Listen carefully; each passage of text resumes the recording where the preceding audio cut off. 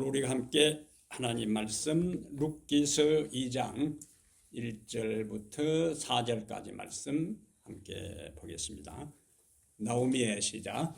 나오미의 남편 엘리멜렉의 친족으로 유력한 자가 있으니 그의 이름은 보아스더라.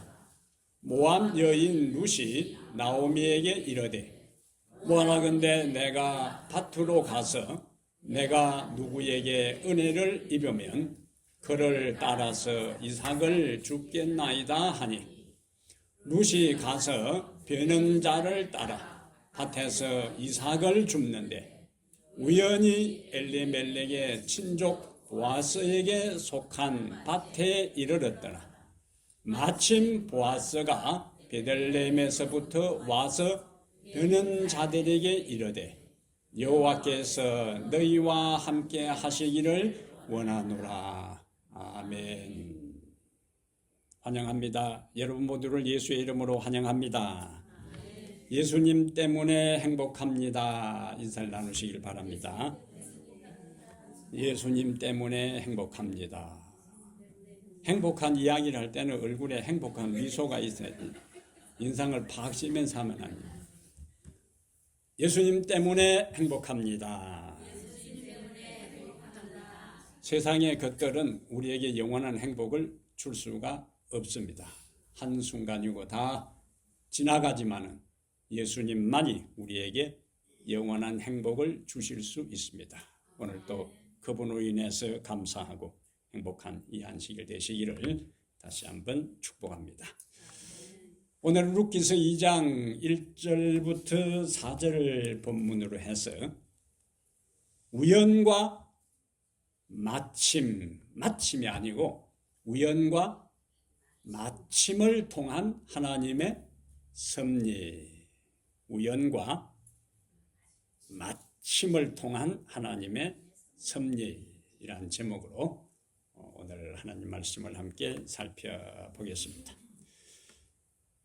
항상 자기가 섬기는 왕에게 폐하 잘된 일입니다.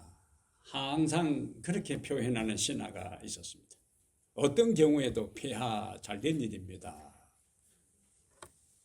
어느 날 왕과 그 신하가 사냥을 나갔는데 왕이 말에서 떨어져서 손가락이 부러졌어요. 신하가 뭐라고 했겠어요? 폐하 잘된 일입니다. 아니 임금은 지금 손가락이 부러져가지고 아파 죽을 판인데 또 옆에서 평소대로 폐하 잘된 일입니다. 다른 때는 그래도 잘 이해하고 넘어갔는데 자기 손가락이 부러졌는데도 폐하 잘된 일입니다 하니까 왕이 화가 잔뜩 나서 이 신하를 이제 오게 받았습니다. 이 신하 대신에 이제 왕이 다른 신하와 함께 사냥을 나갔는데 함께 있던 신하들하고 헤어져서 길을 잃고 말았어요. 그러다가 식인종에게 붙잡혔어요. 식인종이 왕을 잡아서 이제 잡아먹으려고 보니까 이리 검사를 하다가 추장이 이 음식은 불량식품이군 하고 이제 왕을 풀어줬어요. 왕이 미안해서 가만히 생각해 보니까 폐하 손가락 부러졌는데 폐하 잘된 일입니다 했더니 이 신한테 너무 미안하잖아요. 손가락이 정상이 아니라고 불량식품이라고 풀어줬으니까. 그래서 신하를 즉시 석방을 시키면서 손가락 하나가 부러진 것 때문에 내가 식인종 밥이 되지 않고 살아났네. 그러자 신하가 다시 또 이야기를 해요. 폐하, 저가 감옥에 투옥된 것이 잘된 일입니다. 제가 감옥에 투옥되지 않았으면 폐하하고 제가 사냥을 같이 나갈 테고 폐하는 불량품이라고 안 잡아먹었을 테고 옆에 있는 저는 불량품이 아니니까 잡아먹혔을 테니까 제가 감옥에 투옥된 것도 뭐라고요? 잘된 일입니다. 인생을 살다 보면은 형통한 날도 있고 또 공고한 날도 있습니다. 그런데 하나님은 그 공고한 날들 가운데서도 우리에게 은혜를 주시고 인도하셔요. 오늘 본문의 흐름들은 나오미와 룻은 모압에서 돌아왔어요. 모압에서 이제 돌아왔는데 상황은 별로 달라지지를 않았습니다. 이들의 삶은 공궁 자체였고 밑바닥까지 내려간 그러한 상황이었어요. 그런데 하나님은 밑바닥까지 내려간 이들의 삶에 우연과 마침, 우연과 마침을 통한 섭리의 손길로 이들의 인생을 인도하시는 것을 오늘 우리가 본문에서 보겠습니다. 나오미와 룻의 인생에 우연과 마침을 통해서 인도하신 그 하나님은 오늘 우리의 삶에서는 어떤 방식으로 섭리하시고 인도하시는가, 그것을 오늘 몇 가지 살펴보겠습니다. 첫 번째, 하나님은 우리를 돕기 위해, 누구를? 우리를 돕기 위해, 그 다음에 생각지 않은 사람을 통하여 섭리하신다. 우리를 돕기 위해서. 저 사람은 우리를 도울 사람이다. 저 사람은 나에게 도움이 되겠다. 그런 사람이 아니고 전혀 생각지도 못하고 전혀 그 사람하고 나하고는 상관이 없는 것처럼 생각되는 그 사람을 우리를 돕기 위해 하나님께서 동원하신다 하는 것이 오늘 본문의 첫 번째 이야기. 여기 1절에 보면은 나오미의 남편 엘리멜렉의 친족으로 유력한 자가 있으니 그의 이름은 보아스더라. 이 유력한 보아스, 권세가 있고 또 저명인사고 그 마을에 있어서 유지에 속하고 또 부자인 이 사람하고 모압에서 갓 돌아와서 이방 여인으로서 일찍 남편을 여인 이 청상 가부 이 사람하고는 신분상으로 또 민족이 다르고 신분상으로 너무 격차가 많아요. 이 두 사람이 서로 만나 결혼을 한다 하는 것은 현실적으로는 불가능해요. 현실적으로는. 근데 룻은 하나님을 믿고 어머니가 섬기는 하나님을 내가 섬기고 끝까지 믿겠다는 그 신앙의 고백과 그 다음에 홀로 된 시어머니를 보살피기 위해서 자기 친부모를 떠나서 자기 일가 친척을 떠나서 홀로 된 시어머니를 돕기 위해서 희생합니다. 헌신합니다. 하나님은 그것을 놓치지 않았어요. 하나님은 그것을 놓치지를 않았습니다. 그래서 하나님은 신분과 또 민족의 부족의 모든 것을 뛰어넘어서 그것을 초월하여 보아스와 나오미가 만나게 하시고 보아스를 통해서 룻과 그리고 나오미의 필요를 채워 가시고 룻의 인생에 반전을 가져오셨어요. 종종 여기 자주 제가 이야기하지만 혼자 사는 분들은 어디 좀 돈 있는 부자 영감 없나 이런 분들이 있는데 그냥 꿈만 꾸어가지고 되는 게 아니에요. 이게 룻이 어떻게 했느냐 하는 것을 배우면 부자 영감 만날 수 있습니다. 와, 나도 좀 편하게 좀 살자. 여기 이민 와서 힘들게 인생 살았는데 돈 많은 부자 영감 그냥 만나서 좀 편하게 살자. 그런 꿈을 가진 사람들은 오늘 설교를 더 야무지게 잘 들으셔야 돼요. 하나님께서 룻이 그냥 부자 영감 만나게 한 게 아니에요. 룻은 첫 번째 하나님을 철저히 섬기기로 자기가 결심한 거예요. 두 번째는 홀로 된 시어머니를 내 인생이 희생당하더라도 이 홀로 된 시어머니를 잘 섬겨야 되겠다는 그 마음만 가지고 왔어요. 원래부터 이 사람이 베들레헴에 가서 내가 부자 영감 좀 만나서 이런 계산 전혀 하지 않았습니다. 그냥 순수하게 난 하나님 믿고 내 인생 살겠다. 나는 우리 홀로 된 시어머니 잘 섬기고 살겠다. 단순하고 순수한 동기로 출발했을 때에 하나님은 그 마음을 읽으셨어요. 성경에 나오는 이 다윗이 사울을 피해서 블레셋에 망명가 있을 때에 이 블레셋 왕이 이스라엘을 침공할 계획을 이제 세웁니다. 처음에는 다윗과 다윗의 군사들이 용맹하고 싸움을 잘 하기 때문에 그들도 함께 이스라엘 전투에 투입하려고 했는데 블레셋의 참모들이 극구 만류하는 바람에 너희들은 안 되겠다. 너희들이 있던 곳으로 돌아가라고 명령을 내려요. 그래서 다윗과 그의 부하들이 시글락이라 하는 자기들이 그 하던 동네에 이제 와 보니까 그 빈틈에 아말렉 사람들이 침공을 해서 그들이 사는 곳을 다 불태워버리고 다윗과 부하들을 다 사로잡아 갔어요. 그런데 성경에는 무슨 표현을 빼놓지 않는가? 죽이지 않고 사로잡아 갔다. 그걸 강조해야지. 그리고 다 사로잡아 갔습니다. 다윗과 부하들이 이 자기들의 가족을 구하기 위해서 아말렉을 추격을 했지만은 이 아말렉이 어디로 갔는지를 찾을 수가 없어요. 그런데 그때 들판에서 방황하는 병든 한 소년을 발견합니다. 근데 이 다윗하고 다윗의 이 부하들은 지금 병든 소년에 관심을 가질 때가 아니에요. 잡혀간 자기의 가족들이 죽느냐 사느냐 다른 나라로 노예로 팔리느냐 하는 그러한 시간을 재촉하는 상황이 있었기 때문에 지체할 틈이 없어요. 그래서 부하들이 한 병든 소년을 데리고 왔을 때에 다윗이 화를 낼 수도 있습니다. 야 이놈아 우리가 지금 이 소년 데리고 있을 시간이 어디 있느냐 하고 그냥 내팽개치고 어딘가 모를 어떤 장소를 향해서 계속 추격을 시도할 수도 있습니다. 근데 다윗은 그가 지금 자기의 가족들과 자기의 부하들의 가족을 구원하기 위해서 가는 이 다급한 상황에서도 시간이 쫓기는 상황에서도 급한 상황에서도 이 소년에게 음식과 물을 주어 이 소년에게 은혜를 베풉니다. 여기에 또 다른 원리가 나와요. 그런데 이 소년이 누구냐?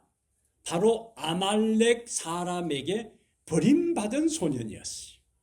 이 소년이 건강할 때는 아말렉 사람들이 잘 부려먹다가 병드니까 그냥 들판에다가 별 가치가 없으니까 내버린 것입니다.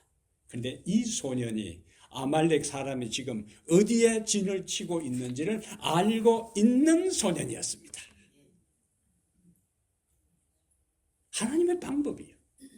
여기서 다윗이 자기의 가족들과 부하들의 가족만을 생각하고 추격하는데 연임이 관심을 가졌다면 그들이 어디 가서 찾을지 기약이 없어요. 그러나 그들이 아무리 급한 상황이라도 한 병든 소년, 자기들이 지금 추격하는 목적하고는 전혀 상관이 없는 소년이라도 한 생명으로 생각하고 도와주었을 때에 하나님은 그 소년이 아말렉 사람이 있는 곳을 아는 사람으로서 그곳으로 그대로 안내해서 가족을 구원할 수 있는 섭리로 역사하신 것입니다. 이 인간 세상의 원리, 내가 무언가 하려고 발버둥치는 게 아니라 우리가 하나님의 법도와 성경의 원리를 따라서 실천하고 묵묵히 살아가면 내가 수고하고 노력한 그 몇 배의 축복들을 하나님께서 우리에게 주시는 것입니다. 우리는 교회에서 그 원리를 배우는 거예요. 우리는 성경에서 그 원리를 터득하는 것입니다. 러시아의 유명한 이 문학가인 톨스토이가 70이 넘어서 그가 쓴 단편 소설이 하나 있는데 세상에서 중요한 세 가지가 뭔가 하는 것을 그의 인생 말년 1903년에 이 단편을 기록합니다. 그 스토리가 이제 짧은 이야기지만은 재밌는 이야기로 전개되는데 이 스토리가 주제로 마지막에 가서 강조하는 것이 있어요. 세 가지 중요한 것 가운데 세상에서 가장 중요한 때는 언제인가? 가장 중요한 때는 언제인가? 시간에 대한 이야기고 세상에서 가장 중요한 사람이 누구인가? 그리고 세 번째는 세상에서 가장 중요한 일은 무엇인가? 이 세 가지 질문에 대한 이야기를 한 스토리를 통해서 그가 설명을 합니다. 가장 중요한 때는 언제일까요? 지금이다. 바로 지금이다. 그럼 지금 여러분들이 예배 드리는 이 시간이 여러분의 인생의 가장 중요한 시간이에요. 그 다음에 가장 중요한 사람은 누구일까? 내 곁에 있는 사람. 옆에 인사를 하세요. 당신은 나에게 가장 소중한 사람입니다. 진짜 진심으로 이야기를 하라니까. 당신은 나에게 가장 소중한 사람입니다. 근데 이 인생의 가장 중요한 세 가지의 주인공으로 왕이 등장해서 왕이 이 세상의 가장 중요한 세 가지가 뭘까 해서 현자를 찾아가서 질문하고 답변하는 내용의 흐름인데 가장 중요한 일은 현자가 마지막에 이야기합니다. 나와 함께 있는 사람에게 사랑을 베푸는 것이다. 나와 함께 있는 사람에게 자비를 베푸는 것이다. 그것이 세상에서 가장 중요한 일이라고 했어요. 자, 가장 중요한 시간은 지금. 가장 중요한 사람은 내 곁에 있는 사람. 가장 중요한 일은 나와 함께 있는 사람에게 사랑을 베푸는 것. 이 세 가지의 중요한 가치를 붙잡고 우리가 매일 매 순간을 소중한 시간으로, 내가 만나는 모든 사람을 소중한 사람으로, 그리고 그에게 사랑과 자비를 베풀 때, 룻도 시어머니에게 자비와 사랑을 베풀 때에 하나님의 섭리가 그에게 임했어요. 다윗이 그의 가족을 추격하는 이 찾기 위해서 가는 가운데서도 그는 자비를 베풀었어요. 하나님께서 자비를 베푼 다윗이 그의 가족을 다 찾을 수 있도록 섭리하셨어요. 똑같은 원리가 우리가 인생을 살아갈 때에 그 어떤 특정한 사람이 아니에요. 현재 내가 만나는 그 사람에게 사랑을, 하나님의 사랑을, 자비를, 은혜를, 동정을, 긍휼을 베풀 때에 하나님은 그렇게 사는 사람에게 섭리하시고 도움의 손길을 베푸시고 우리가 기대하고 상상하지도 못한 축복의 자리로 인도하실 것을 확신하기를 바랍니다. 오늘 여기까지만 듣고 돌아가도 본전 찾았어요. 예? 여기까지만 듣고 가도 온 보람 믿는다니까. 근데 아직도 남아있어요. 하나님께서 우리를 인도하시는 섭리가 모든 사람에게 임하는 게 아니에요. 그 섭리를 받을 만한 가치가 있는 사람들이 있는데, 두 번째는 또 있습니다. 하나님은 고난 중에도 성실한 사람에게 섭리하신다. 고난 중에도 이거 이제 평소에 성실할 뿐만 아니라 어떤 상황에서도 고난 중에도 성실한 사람에게 섭리하신다. 여기 룻이 자기 시어머니 나오미에게 이삭 줍기를 나가야겠다고 이야기하는 장면이 2절에 나와요. 모압 여인 룻이 나오미에게 이르되 원하건대 내가 밭으로 가서 내가 누구에게 은혜를 입으면 그를 따라서 이삭을 줍겠나이다. 이삭을 줍겠나이다.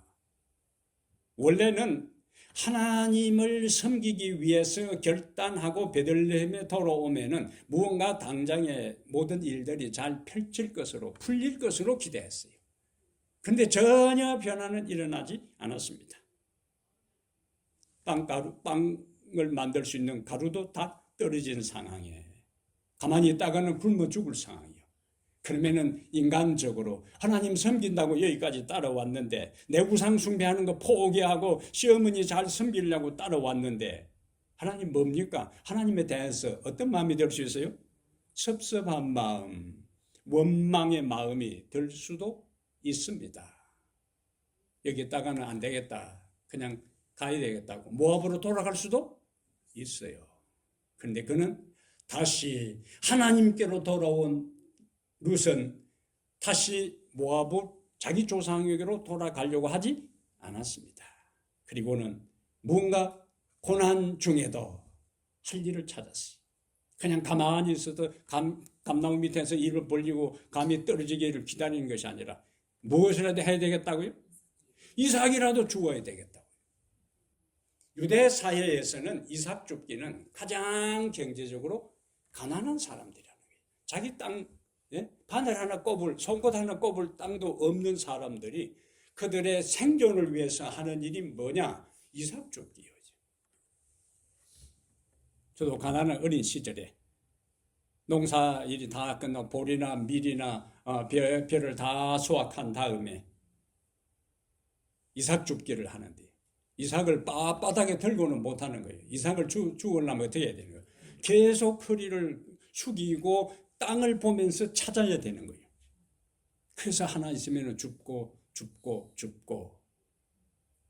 허리가 아프고 이삭 줍기를 하는 신세가 처량하고 초라하기도 합니다. 자기 연민에 빠질 때도 있어요. 그래서 이 루시 시어머니에게 이삭이라도 제가 죽으러 나가야겠다고 할 때 룻의 심정이 어땠을까? 우리는 미루어 짐작할 수가 있습니다. 룻은 어려운 상황에서도 누구를 탓하지 않았습니다. 자신의 운명을 한탄하지도 않았어요. 그리고 무기력하게 앉아서 있지 않았습니다. 오히려 그냥 앉아서 자신의 신세를 한탄하는 대신에 어쩌다가 내 신세가 이렇게 되었노? 전생에 내가 무슨 죄를 많이 지었노? 이렇게 하지 않았어요. 자기 고난 중에서도 뭐 하려고요? 이삭이라도 죽으려고 일어나서 일을 찾아 나섰어요. 인간 편에서 움직이기 시작할 때에 하나님도 움직이기 시작합니다. 하나님은 우리의 삶의 배후에서 섭리하기 시작해요. 여기서 기억해야 할 중요한 명제가 있습니다. 하나님의 침묵이 하나님의 부재는 아니다. 하나님의 침묵이 하나님의 부재는 아니다. 하나님의 silence, 하나님의 absent가 아니라고요. 하나님의 침묵이 하나님의 부재는 아니다. 룻에게 있어서 하나님은 직접적으로 음성으로 너가 이삭을 주스러 나가라. 그러면은 부자 영감 짠 하고 만나게 해주겠다. 환상을 보여주지 않았어요. 그는 그런 거 전혀 생각하지 못하고 시어머니를 먹여 살리기 위해서 길을 떠난 것입니다. 성경에 나오는 위대한 인물들 보세요. 히브리 11장에 나오는 위대한 인물들이 그 중에 어느 누가 아무런 고생도 없이 손톱에 때도 안 묻히고 한 번의 고생도 눈물도 없이 믿음의 위대한 조상으로서 그 믿음의 전당에 이름을 올린 사람이 있는가? 없어요. 예외 없이 다 인생의 밑바닥을 다 경험을 했습니다. 그들은 고난 중에서도 하나님의 깊은 뜻이 있을 것을 믿고 주어진 환경에서 성실했어요. 주어진 환경에서 성실했습니다. 여러 사람들 가운데 대표적인 사람이 요셉이요. 형들에 의해 구덩이에 던져졌습니다. 형들에 의해서 애굽의 노예로 팔렸어요. 좀 이제는 그 고생 끝났다 했는데 또 감옥에 투옥되었어요. 근데 그는 형제들에게 원한을 품거나 내가 어떻게든지 살아나가서 내가 복수하고 말리라. 자다도 벌떡 일어나서 혹시 그 생각이 심해질까 싶어서 다짐하지 않았습니다. 하나님의 법도를 따라 사는 것 때문에 여자의 유혹을 거절했는데 하나님의 법도를 따르려고 시도한 것 때문에 감옥에 들어갔어요. 아이러니입니다. 역설입니다. 하나님의 법도대로 따른다 해서 바로 현실적으로 착착착 되는 게 아니에요. 오히려 하나님의 법도대로 따르려고 하면은 어려움에 빠질 수도 있습니다. 근데 룻이 시어머니를 섬기고 하나님을 섬겼던 것처럼 이 요셉도 노예로 팔려온 보디발의 집에서 성실하게 그는 주인을 섬겼어요. 자신의 일에 충실했습니다. 자칫 잘못하면 이제 주변에 아는 사람도 없어요. 부모 형제도 없어요. 하나님이 살아계시면 나를 이렇게 망가뜨리지 않았을 텐데 생각하고 닥치는 대로 주변의 노예들하고 걸핏하며 싸우고 주먹질하고 그렇게 하지 않았어요. 그렇게 했다면 그의 인생도 끝났습니다. 그의 앞길이 어떻게 펼쳐질지 전혀 예측할 수 없는 절망적인 상황에서도 그는 자신의 절박한 밑바닥의 인생에서 뭐 했어요? 성실했어요.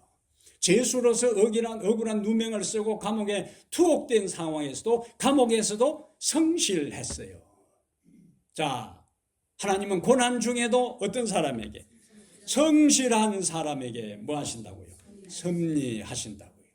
창세기 39장 21절 23절에 여호와께서 요셉과 함께 하시고, 어떤 요셉인가? 성실한 요셉이에요. 성실한 요셉.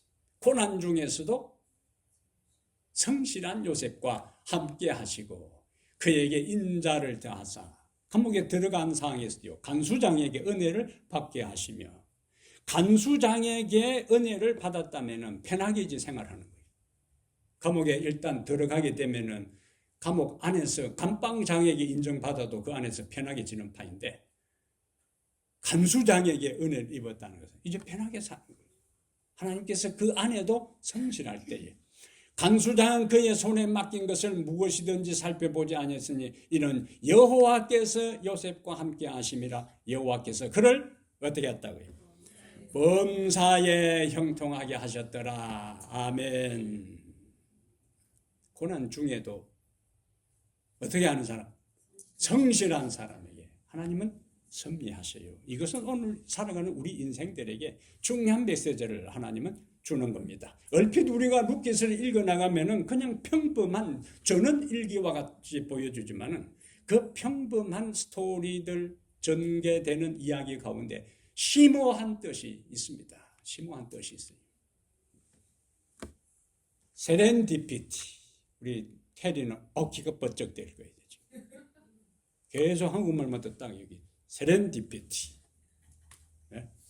하는 말이다. 세렌디피티라는 말이 무슨 뜻이라고요? 기대하지 않았던 우연한 발견이나 행운, 이것을 세렌디피티라 하는 데.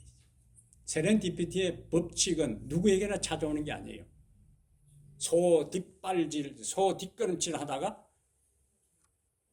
새항지 잡는 그거 진짜 일어나기 힘든 판이에요. 그렇게 인생의 일들이 요행이 잘 일어나지 않습니다. 그러나 반드시 원칙이 하나 있는데 그 세렌디피티는 누구에게 온다고요? 준비된 자에게 찾아오는 거예요. 준비된 자에게. 내가 준비했는데도 아직 찾아오지 않는다 해서 포기하지 말고 준비된 자, 성실하게 자신의 삶에 충실한 사람에게는 반드시 기대하지 않았던 우연이나 발견이나 행운이 찾아오는 것입니다. 그것이 신문대로 거둔다는 하나님의 말씀의 법칙이요. 하나님의 말씀의 법칙입니다. 과학적인 발견이나 발명도요, 이 세렌디피티 법칙이 적용되는데, 만류인력의 법칙이나 그다음에 우리가 많이 사용하는 나일론이나 또 붙였다가 뗄 수 있는 포스트잇이나 그다음에 페니실린이나 그다음에 집에 그 뱅 돌려가지고 데우는 거 그 뭐요? 전자레인지나 여러 가지가 그걸 발명하려고 발명가들이 고심고심해서 만든 게 아니에요. 우연히 발견된 거예요. 그 원리가. 그리고 거기에서 어떤 특이한 현상을 발견한 다음에 그것을 집중적으로 연구해서 발명품이 된 거예요. 근데 판판 놀던 사람들이, 게으름 피우던 사람들이 그걸 발견하는가? 그런 사람의 눈에 띄지도 않아요. 열심히 성실하게 연구하는 사람에게는 스쳐 어떤 특이한 현상이 탁 포착이 되는 것이고 그것을 중심으로 연구해서 위대한 발명품을 만들어내는 겁니다. 세렌디피티 법칙은 누구에게나 찾아오는 게 아니에요. 자신의 일에 어떻게 하는 사람요? 성실한 사람, 준비된 사람에게 찾아오는 거예요. 여기 돈 리터너라는 미국의 역사학자는 역사는 환경과 개인의 노력과 그리고 타이밍과 세렌디피티가 어우러져 만들어진다. 세렌디피티, 쉽게 말하면 운이 따르는 것은 아무에게나 운이 오는 게 아니에요. 열심히 그 일에 전념하는 사람에게 타이밍과 운이 연결되고 하늘의 도움과 함께 역사를 경험할 수 있는 것입니다. 노력하지 않고 게으른 사람에게는 이런 일들이 일어나지 않아요. 어려운 환경에서도 환경을 탓하지 않고 끊임없이 노력하고 영적으로 하나님을 찾는 사람에게 기적이 일어납니다. 게으른 사람을 위해서 하나님은 일하지 않습니다. 자신의 영역에서 고난 중에서도 환경이나 자신이나 하나님을 탓하거나 원망하지 않고 묵묵히 자신의 일에 충실하고 성실한 사람에게 하나님이 섭리하셔요. 잠언 22장 29절에 내가 자기 사업에 건실한 사람을 보았느냐. 이러한 사람은 왕 앞에 설 것이요 천한 자 앞에 서지 아니하리라. 건실한 사람은 왕 앞에 서게 될 것이라는 위대한 약속을 할 수가 있습니다. 누구나 인생을 살아갈 때에 이삭 줍기와 같은 최악의 인생의 밑바닥에 떨어질 수 있어요. 우리 모두가 그러한 것들을 살아가면서 경험할 수 있습니다. 아, 인생 다 끝났구나. 더 이상 가망성이 없다. 더 이상 희망이 없다. 여기까지구나 하는 절망적이고 절박한 경우에 우리의 삶에 처할 때가 있습니다. 때로는 믿음으로 열심히 하나님을 섬기고 산다고 해도 그런 지경에 처할 수가 있어요. 그런데 최악의 상황에서도 이삭 줍기를 해야 하는 상황에서도 낭망하지 마시길 바랍니다. 시편 42편 5절에 내 영혼아 네가 어찌하여 낙심하며 어찌하여 내 속에서 불안해하는가. 너는 하나님께 소망을 두라. 아멘. 불안해하지 말고 낙심하지 말고 누구에게 소망을 두라고? 하나님께 소망을 두라.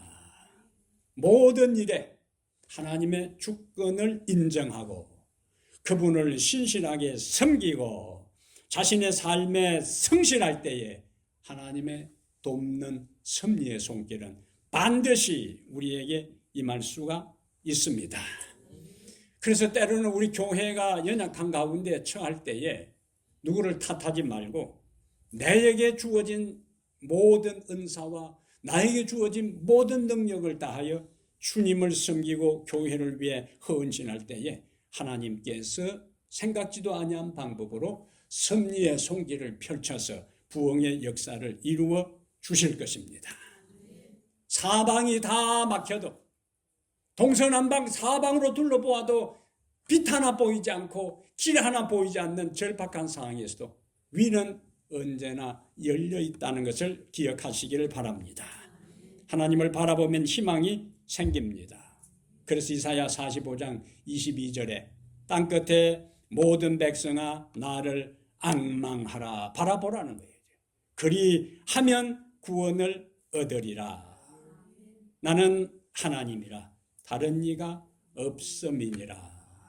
이 말씀 믿으시고 하나님 바라보며 사시기를 바랍니다.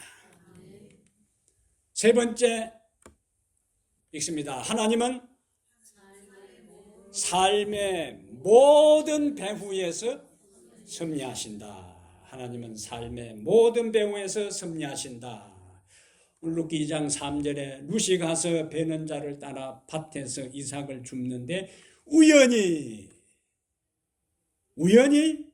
엘리멜렉의 친족 보아스에게 속한 밭에 이르렀더라. 4절에 마침 보아스가 베들레헴에서부터 와서 베는 자들에게 이르되 여호와께서 너희와 함께 하시기를 원하노라. 자, 룻이 드디어 시어머니의 허락을 받고 이삭을 줍기 위해서 나갔어요. 주변에 보니까 여기도 밭이 있고 여기도 밭이 있고 사방에 밭이 있어요. 이제 뭐 해야 되는가? 선택해야 하는 겁니다. 오늘 저 집 밭에 갈까? 저 밭에 갈까?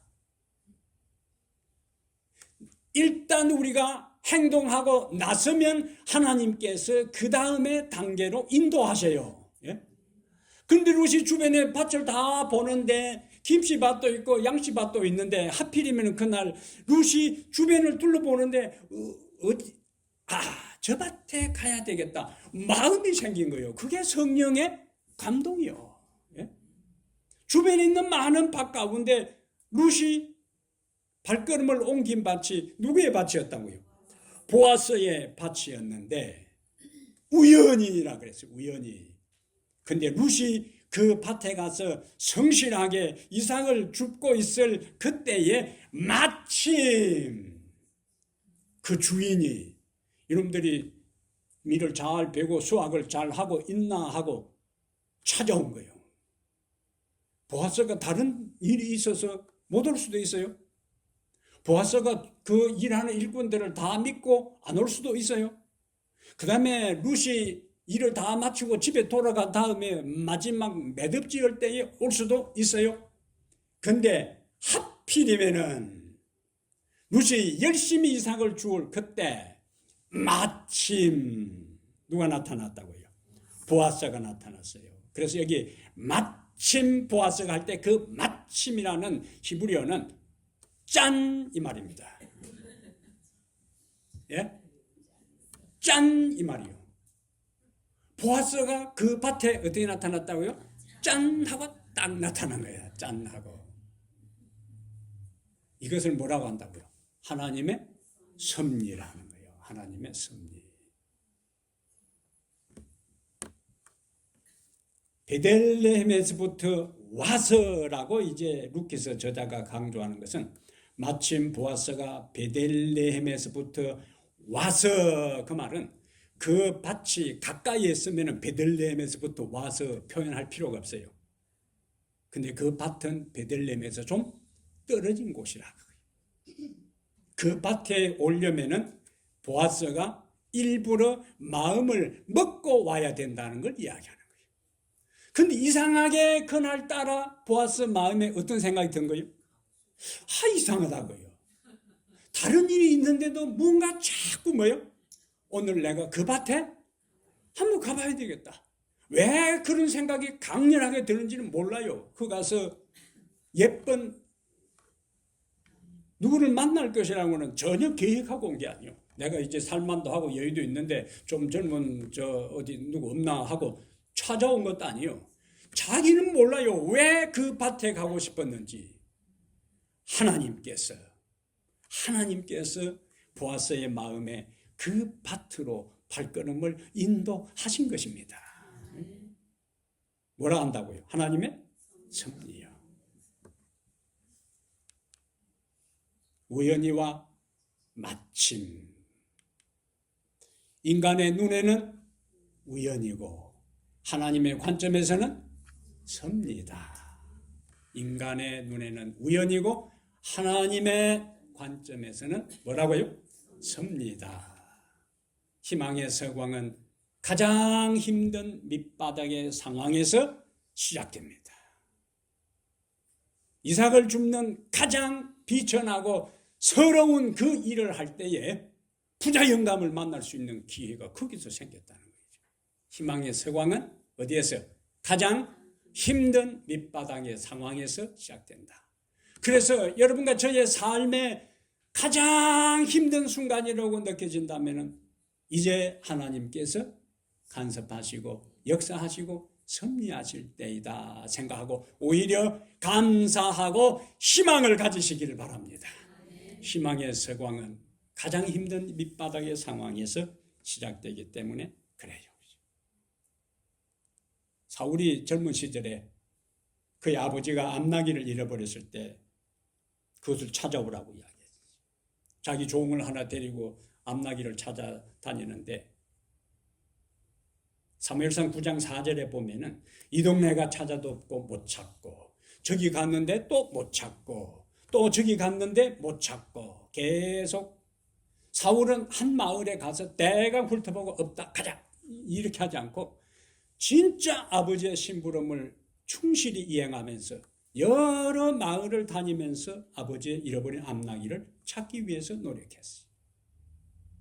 그러다 가만히 생각해 보니까 아이쿠, 아버지가 암나기는 고사하고 우리가 며칠 동안 집에 돌아오지 않으면 걱정하겠다 싶어서 사환을 데리고 집으로 가려고 하는데 여기 있어요. 하나님의 섭리가 시작됩니다. 사환이 그렇지 않아도 이 자기 주인 사울 따라다니면서 다리도 아픈데 주인이 가자고 하니까 어떻게 하겠어요?